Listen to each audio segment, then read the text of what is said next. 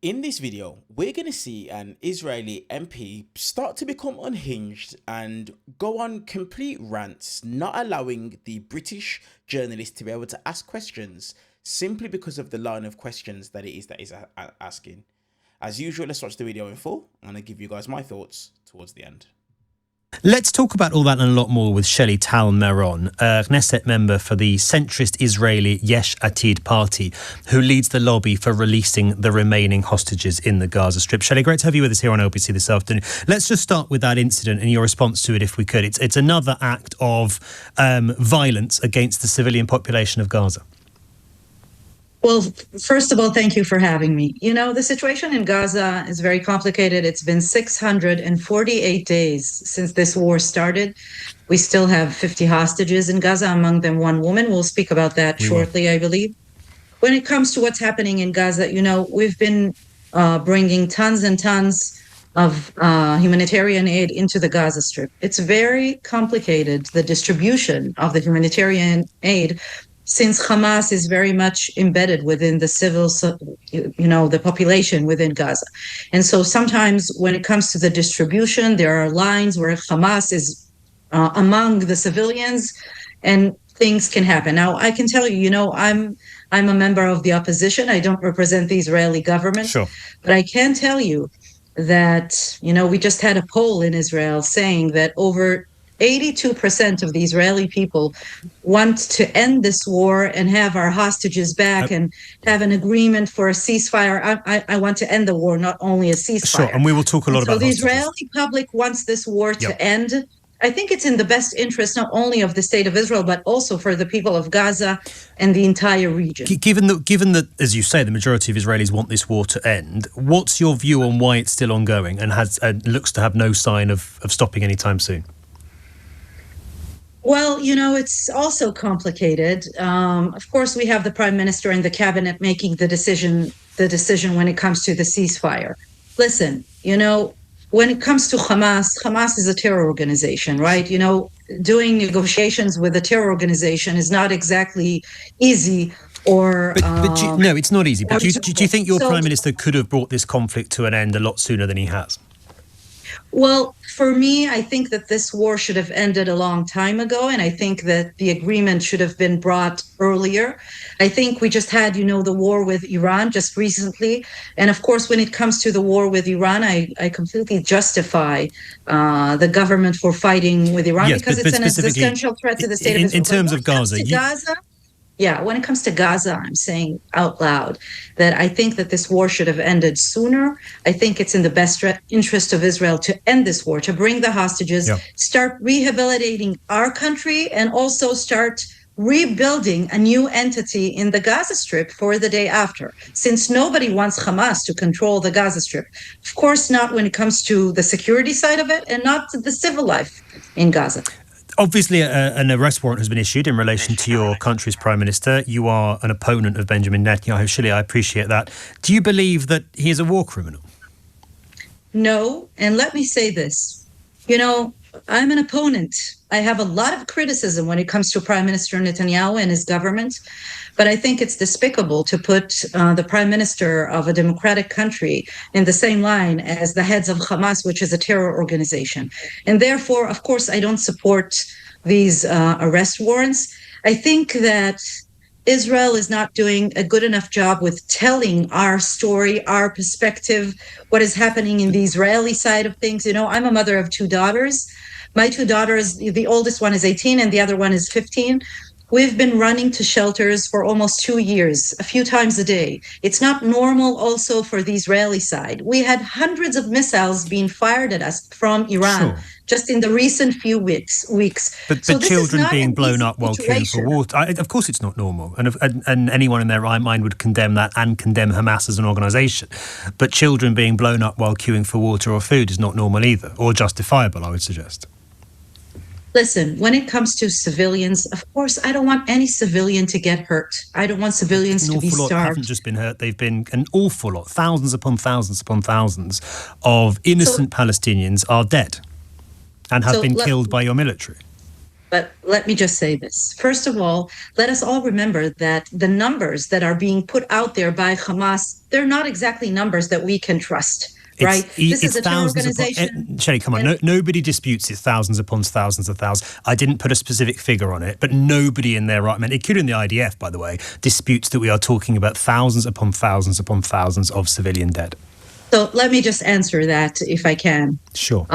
Listen, I served in the Israeli Air Force for 7 years. I was a captain in the Israeli Air Force, and I took part in many operations. When I sat at the ops room where you control an operation and a civilian would come close by or a child, we would stop the operation immediately.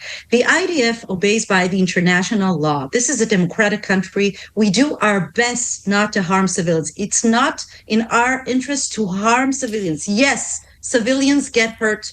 It's horrible. War is horrible and ugly. And I feel sorry for any civilian that gets hurt.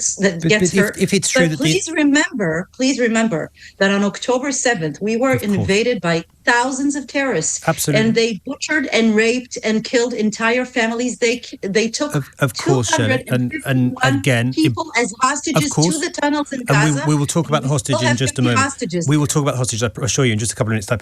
But just on the issue with Gaza, you say the IDF abides by international law. Why do so many international law experts across the world, therefore, why have so many of them come out and said not only have war crimes been committed, but they believe that Israel is conducting genocide in Gaza? Why have so many of them said that? I think that the word genocide, when it comes to the IDF, is completely unacceptable. This war was imposed on Israel. We did not want this war. And I've said earlier, I'm an opposition member and I support the end of this war. But that does not make our IDF soldiers criminals. Nobody intends to kill civilians. You know, our belief, our values, our liberal democratic values, we sanctify the living, not the dead. And that sets us apart from the jihadists, the fundamentalistic, and of course, exactly like the regime in Iran, which is a fanatic regime. The reports in Israeli newspaper Haaretz from Israel serving members of the IDF saying they had been ordered to kill civilians, those reports are false.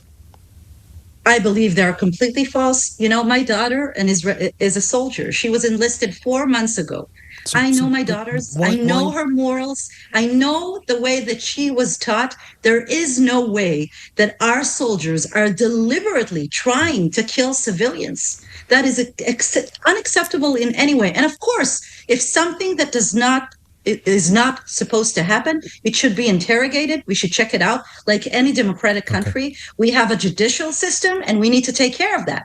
But when it comes to our army, I completely believe that we do our best not to harm civilians. But yes, they do get hurt within this war since Hamas is embedded within the population. Don't forget that Hamas has missile launchers. I haven't forgotten it. I want to ask about the hostages because schools and kindergartens and homes. I want to ask you about the hostages because you are the leader of the lobby for releasing the remaining hostages.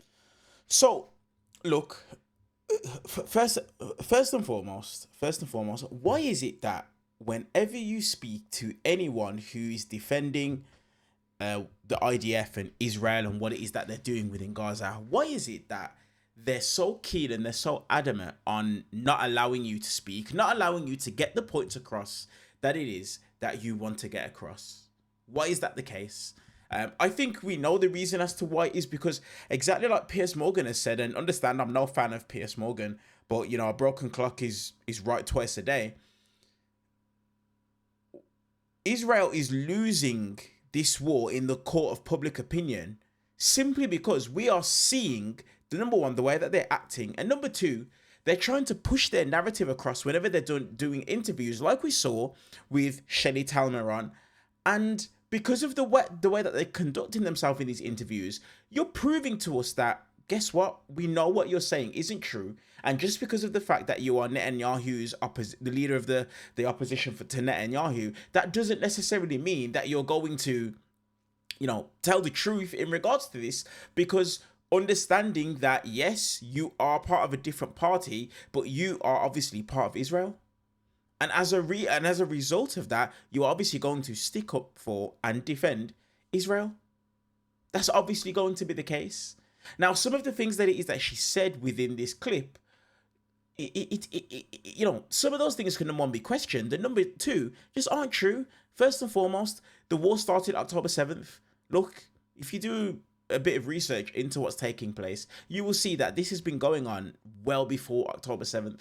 Secondly, this question, the point that it is that these people keep making when they turn around and they say things such as, they'll turn around and they'll say things such as, Hamas started this war and whatnot, and we have the right to defend ourselves, and this started from the massacre from October 7th. Listen, every country has the right to be able to defend itself, of course. But the question that it is that these people need to answer is, at what point does it not become self-defense? At what point does it just become a genocide? But once again, when you ask a lot of the people who will defend Israel that question, they'll turn around and they'll say it's absolutely despicable that you will align this with anti-Semitism. It's absolutely despicable. It's anti-Semitic that you are asking this question. It's not anti-Semitic at all. We simply just want to ask the question, because the reality is this: according to the 1948 Genocide Convention, it defines genocide as the act of committing with intent to destroy in whole or in part a national, ethnic, racial or religious group. And this involves things such as killing members of the group, causing seriously bodily harm or mental harm, or deliberately inflicting conditions of life calculated to bring about physical destruction. And we have seen Amnesty International and the Human Rights Watch have concluded that what Israel is doing in Gaza meets the threshold of genocide, because they're doing things such as mass killings of civilians, including women and children, widespread destruction of civilian infrastructure, and, imposing life-threatening conditions through blockades and the denial of humanitarian aid. We literally saw, and we saw in this clip, and we've seen over the last few days, Israel killed a number of children that were in a line waiting for humanitarian aid. At what point does it move on from being defending ourselves to just being outright, this is a genocide? At what point? That's my thoughts on this clip, guys. I want to hear your guys' thoughts and your guys' opinion. Let me know down in the comment section below. While you guys are down there, do me a massive favor, hit that subscribe button and also give the video a thumbs up as well. I appreciate you guys, and as usual, I will see you guys in the next one. Be sure to let me know your thoughts down below.